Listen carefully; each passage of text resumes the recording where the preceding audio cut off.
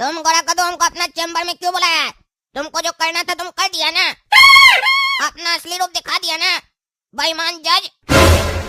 अरे तुमको क्या लगता है हम वहाँ जो किए अपनी मर्जी से किए? हमसे जोर जबरदस्ती करके करवाया गया वो सब। अरे गोरा कदू छोड़ो, अब ये कहानी बनाने से कुछ नहीं होगा। तुम कहानी बना रहे, हमको सब पता है। तुम जब कल पापा के सामने हमसे बात करा था ना, तभी हमको तुम्हारे ऊपर शक हो रहा था। पर हम बोले कि तुम्हारा भाई है, तुम मेरे साथ ऐसा नहीं करेगा। पर हम गलत थे। तुम एकदम गद्दार भाई है, गद्दार। तुम पैसा का लालची है, पैसा में बिक गया होगा। अरे चुप करो तुमको कोर्ट में भी समझा रहे थे हम तुम्हारा भाई नहीं है, जज है। तुम बार बार वहाँ पे मेरा अपमान कर रहे थे। अगर हम गद्दार होते ना तो तुम हमको कोर्ट में सबके सामने सुअर बोले थे। तुमको पता है कोर्ट में जज को सुअर बोलने का मतलब क्या होता है? तुमको हम उसी समय बहुत बड़ा सजा सुना सकते थे। पर हम तुमको बोले ना, हम ये सब तुम्हारे साथ नहीं करना चाहते थे, हमसे ये सब करवाया गया है। तुमको पता है जिस वकील को हम तुम्हारे लिए रखे थे उसको बीच रास्ते में ही मरवा दिया गया है। और हम लोग के घर पे हमला हुआ, पापा को भी धमका के गया कि अगर पुलिस में जाओगे तो मार देंगे। और तुम्हारे कमरे में जाके अलमीरा से सब कुछ सबूत लेकर चला गया वो लोग। और घर पे पापा के ऊपर बंदूक तान के खड़ा था लोग सब, हमको धमकाया था कि अगर तुम हम लोग के खिलाफ कुछ भी करोगे तो तुम्हारे पापा को गोली मार देंगे। इसी वजह से हमको तुम्हारे साथ ये सब करना पड़ा। तुमको हम पहले ही आगाह किए थे कि उस मंत्री से टकराने का कोशिश नहीं करो, वो बहुत पावरफुल है। वो चाहे तो हमको मेरे चैम्बर में ही मरवा सकता है, इतना पावरफुल है। उसके खिलाफ हम लोग को अच्छा प्लानिंग करना पड़ेगा, सब समझाए थे, लेकिन तुम मानने को तैयार नहीं थे। अच्छा गोरा कदू, इसका मतलब वो मंत्री हम लोग के घर में हमला किया और तुमसे वही ये सब करवाया है। हमको माफ कर देना गोरा कदू, हम तुमको गलत समझे, हमको नहीं पता था ये सब हुआ है। चलो कोई बात नहीं, कॉफी पी लो। हम कुछ सोचते हैं कि कैसे उससे निपटा जाए, पर तुम हम पे विश्वास रखना। ठीक है गोरा कदू। नमस्कार दोस्तों, मैं हूं पगला और आप देख रहे हैं पगला न्यूज। आप देख सकते हैं हमारे पीछे मेडिकल अथॉरिटी ऑफ कद्दूपुर के डॉक्टर काला कद्दू जी कैसे बिस्तर पर लेटे हुए हैं और नोटों का बंडल पड़ा हुआ है और उनकी गर्लफ्रेंड भी बगल में सोई हुई है। आज ही इन्होंने हेल्दी कंपनी के ऊपर केस किया था कि वो गलत सलत दवाइयां बनाती है। ये दूसरे पे तो गलत आरोप लगाते हैं, लेकिन खुद का लक्षण देखिए, कहां से आया इतना सारा पैसा और क्या हो रहा है पैसे से, आप देख सकते हैं। हमने इन्हें उठाने का भी प्रयास किया, लेकिन ये बिल्कुल अभी होश में नहीं है। ऐसे होते हैं डॉक्टर, इन डॉक्टर पे हम लोग भरोसा करेंगे? ये तो अच्छा हुआ इनके भाई होते हुए भी गोरा कद्दू जज ने इनके खिलाफ फैसला सुनाया, तभी इनका असली चेहरा सबके सामने आया है। अरे ये हम कहाँ पड़े? हम तो गोरा कद्दू का चैम्बर में थे, यहाँ कैसे आ गए? और मेरा कपड़ा कौन खोल दिया है? अरे ये सब पैसा कहाँ से आया? कौन रखा मेरे बगल में पैसा इतना सारा? क्या हो रहा है ये सब? हमको यहाँ से जल्दी निकलना पड़ेगा और घर जाना पड़ेगा पापा को देखने, पापा के साथ क्या हुआ है। अरे भोगरा मंत्री जी, हम आपसे कहे थे ना, गोरा कद्दू जज साहब से अगर आप मिल लीजिएगा तो केस का रुख ही बदल जाएगा। अरे हाँ डॉक्टर टकला, आप बिल्कुल सही बोले थे। इन जज साहब का तो बात ही कुछ और है। कैसे अपना भाई को फंसा दिए उसको पता ही नहीं चला, और उसके बाद उसके सामने एकदम शरीफ भी बने हैं। अरे उस गधा को हम समझाए थे, लेकिन वो समझा नहीं ना। उसको सच का कीड़ा काट रहा था ना, अब सारा सच का कीड़ा उसका मर जाएगा। आप ऐसे ही अपना हाथ मेरे सिर के ऊपर रखे रहिए, हम लोग मिलकर बहुत पैसा कमाएंगे। एक बात बोले जज साहब, तारीफ कर है लेकिन बुरा नहीं मानिएगा। हम घटिया से घटिया आदमी देखे, लेकिन आपके जैसा घटिया आदमी नहीं देखे। हम अपना घर में ही चोरी करवाए, अपना बड़ा भाई के ऊपर उल्टा सीधा आरोप लगवा दिए, अपना बाप को मार खिलवाए, और इस सब से भी पेट नहीं भरा तो उसको नशा वाला कॉफी पिला के गलत इल्जाम में उसको फंसवा दिए। बेचारा भोगरा मंत्री को बदनाम करने चला था, खुद बदनाम हो गया। अरे धन्यवाद डॉक्टर टकला जी, हम आपके जैसा भी कमीना नहीं देखे आज तक। ऑफिस में बैठ के कितना लोग का जान लिए आप, ये तो हमको पता है ना। हम मरने के बाद कैसे आप समोसा खा के एंजॉय करते हैं, सब पता है हमको। अरे आप बदला बहुत अच्छा लेते हैं जज साहब, बढ़िया लगता है हमको आपका अंदाज। हाँ सामने है तो तारीफ कीजिएगा, पीछे से गाली दीजिएगा। अरे नहीं नहीं जज साहब, आप हमको बचाए हैं, भोगरा मंत्री का कंपनी भी बचाया है, हम आपको गाली काहे देंगे? आप तो मेरा दोस्त है ना। चलिए ये सब बात छोड़िए, एंजॉय कीजिए, परेशान तो आपका बड़ा भाई को होने दीजिए। हाँ जज साहब एंजॉय कीजिए, वो सब बात छोड़िए, पर एक बात ध्यान रखिएगा, आइंदा से आपका बड़ा भाई ऐसा कुछ किया तो उसके ऊपर गाड़ी जरूर चल जाएगा। इस बार डॉक्टर टकला बोला कि ये सब करने का जरूरत नहीं है। काला कद्दू का छोटा भाई जज है, उनसे बात कीजिए, वो बिना खून खराबा का मामला सॉल्व करवा देंगे। इसीलिए हम काला कद्दू के साथ कुछ नहीं किए। पर अगर अगली बार ऐसा कुछ हुआ तो आपका भाई बचेगा नहीं। अरे हाँ जज साहब, इस बार तो हम लोग के भोगड़ा मंत्री को जब पता चला था ना कि उसको सच्चाई पता चल चुका है, तभी ये उसको मरवाना चाह रहे थे।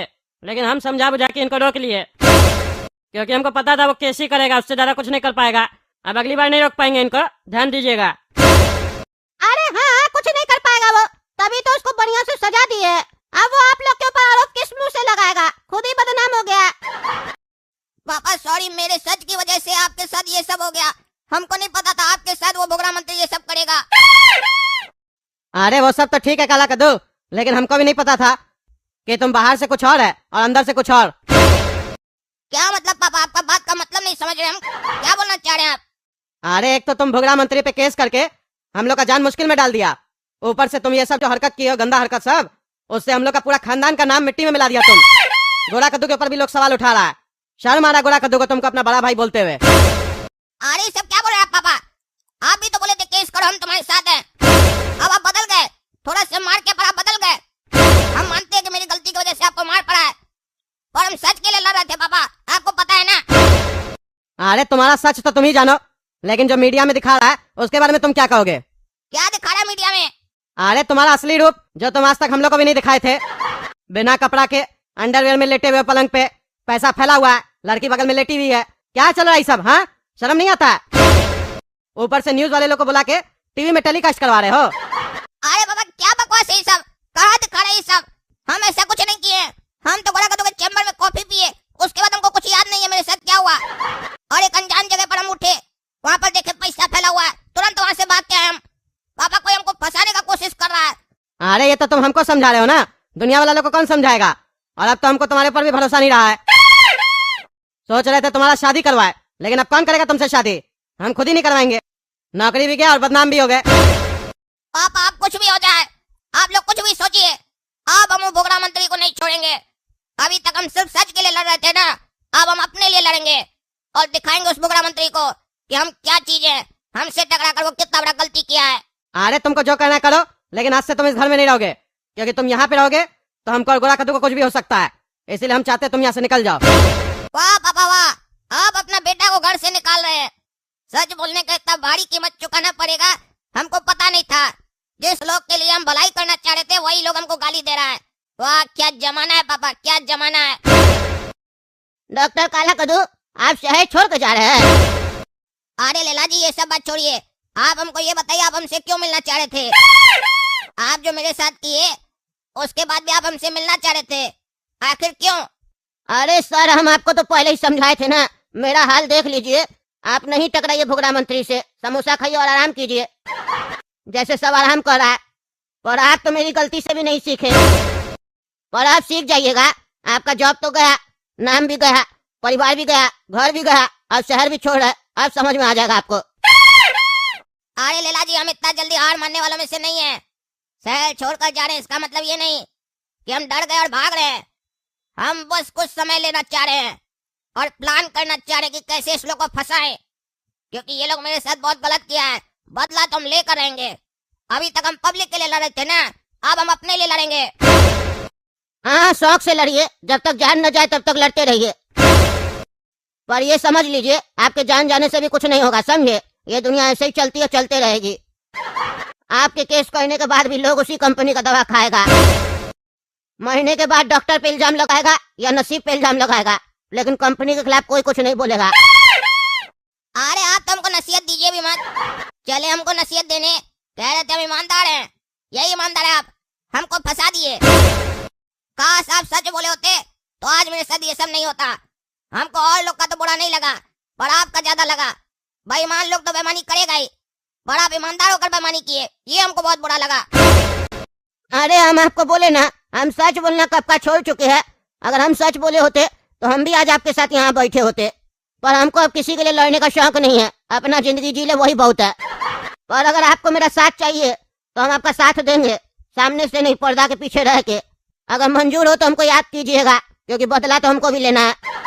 आप मेरा मदद कैसे कर सकते हैं? अरे अरे मेरे पास काफी सारा सबूत है जो हम पहले इकट्ठा किए थे जब हम डॉक्टर थे, तो वो सब भी मेरे पास पड़ा है। और अभी भी हम वहाँ चपरासी का काम करते हैं। अगर आप चाहेंगे तो हम वहाँ कैबिन में कैमरा वगैरह लगा देंगे, फिर टकला डॉक्टर लोग जो भी बात करेगा सब रिकॉर्ड हो जाएगा, सबूत बन जाएगा और वो हम आपको दे देंगे। पर आप मेरे लिए ऐसा क्यों करेंगे? आप तो बोले ना सच बोलना आप छोड़ दिए हैं, अब आप अपने ऊपर रिस्क नहीं लेना चाहते हैं, तो आप मेरे ऊपर इतना एहसान क्यों करना चाह रहे हैं? अरे अब हम किसी के लिए कुछ नहीं करते हैं, हम अपने लिए करते हैं जो करते हैं। हमको भी बदला लेना है, बस सही समय का इंतजार कर रहे थे। अब हमको आपका कंधा मिला है, हम आपका कंधा पे बंदूक रख के गोली चलाना चाहते हैं, ताकि अगर कुछ हो तो आपको, हमको नहीं। आप रेडी है तो बोलिए, जब आप मरने के लिए तैयार है तो मेरा बात मान लीजिए, आपका भी काम हो जाएगा, मेरा भी। ठीक है लैला जी, हमको आपका डील मंजूर है।